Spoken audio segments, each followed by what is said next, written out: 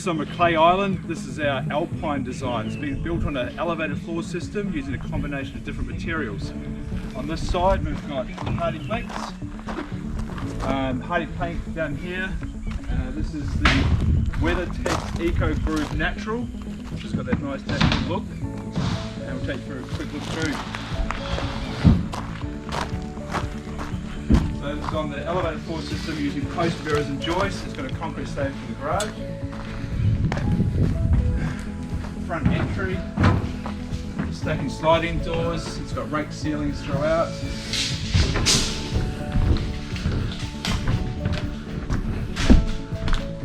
So it's got a nice big high ceilings through here, double garage, little balcony up the back.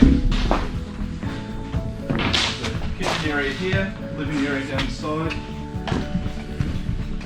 We've got 2 bedrooms down this end. It just died. No, that's all right, it's okay. So, master bedroom, second bedroom, bathroom, and then the 3rd bedroom in here. So it's got standard 2.4 high ceilings through majority of the house, and of course through here about